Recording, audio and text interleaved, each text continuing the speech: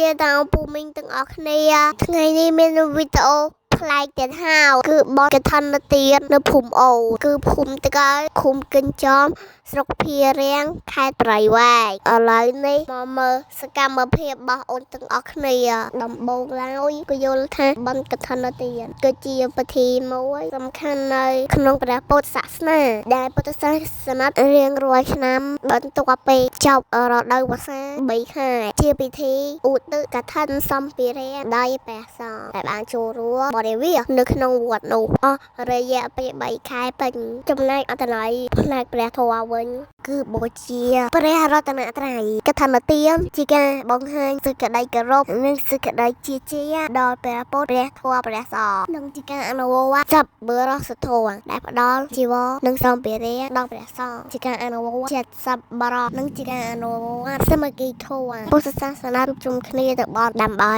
បង្កើតសាមគ្គីភាពក្នុងសង្គមជាពិសេសបណ្ដោះចិត្តស្ងប់ពេលធ្វើបុណ្យការសូត្រធម៌និងការអធិដ្ឋានជួយឲ្យចិត្តសប្បុរសមានសេចក្តីសុខសាន្តទាំងផ្លូវកាយទាំងផ្លូវចិត្តនិងផ្លូវព្រះធម៌ហើយគណៈពេលធ្វើវិធីនេះដែរអូនបានក្រឡេកឃើញអភិក្រមសូបីរបស់ក្រសួងធម្មការនិងសាសនាសម្រាប់វត្តអារាមសទី1នោះគឺវត្តស្អាតគឺបរិស្ថានស្អាតអនាម័យល្អ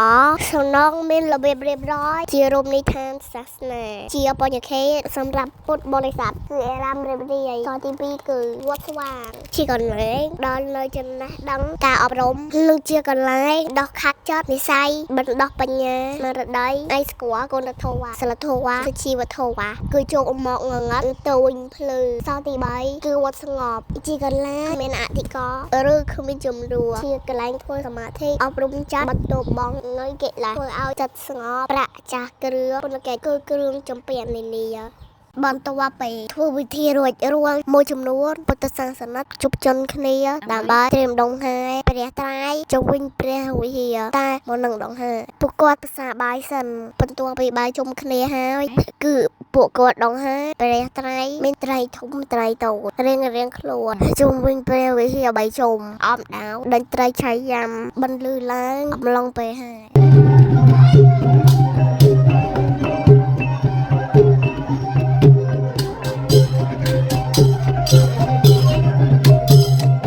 ទឹកមុខពួកគាត់សប្បាយរីករាយណាស់ហើយអត្តន័យដាំហែនៅការដងហែបីចូលព្រះវិហារមានន័យថាការបូជាដល់ព្រះរតនត្រ័យ3ប្រភេទគឺអស់ព្រះសម្មាសម្ពុទ្ធពួកដែលព្រះអង្គបានបង្ហាញសង្សាររបស់ព្រះអង្គការដងហែបីជុំគឺជាការបង្ហាញសេចក្តីគោរពនិងសញ្ញាដែលថាយើងយកព្រះរតនត្រ័យជាធម៌សំខាន់ក្នុងជីវិតព្រះវិហារគឺជាទីតាំងបរិសុទ្ធតែមានបរិមាណព្រះពុទ្ធដូច្នេះការដងហែបីជុំគឺដូចជាការដើរបូជានិងរំលឹកអំពីពរបរិសុទ្ធការប៉ានៅសេចក្តីរួមគ្នានៃសាសនានៅពេលដងហែបាន3ជុំហើយលោកយាយលោកតាឬពុទ្ធសាសនាចូលក្នុងព្រះវិហារយកសម្ភារៈជីវរដាក់ចំកណ្ដាលព្រះវិហារនិងធ្វើវិធីជាមួយព្រះសង្ឃដើម្បីអនុវត្តតាមទំនៀមប្រពៃណីបុរាណព្រះពុទ្ធសាសនានិងរៀបចំសម្ភារៈកឋិនដូចជាអោជីវរបរិក្ខារនិងបច្ច័យប្រាក់ដើម្បីបូជាដល់ព្រះរតនត្រ័យនៅពេលដល់ព្រះវិហារគឺ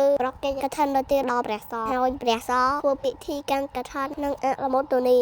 ហើយពេលវេលាធ្វើកឋិននេះដែរគឺគេធ្វើតាមម្ដងកូនក្នុង1ឆ្នាំនៅក្នុងរយៈពេល1ខែតែប៉ុណ្ណោះដូច្នេះហើយចាំជួបគ្នានៅឆ្នាំក្រោយទៀតណាឥឡូវនេះវីដេអូមានតែប៉ុណ្្នឹងទេអរគុណជីតាអូនពូមីងដែលបានជួយទស្សនាវីដេអូអូនបាយបាយ like and subscribe channel ជម្រាបលាបាយបាយ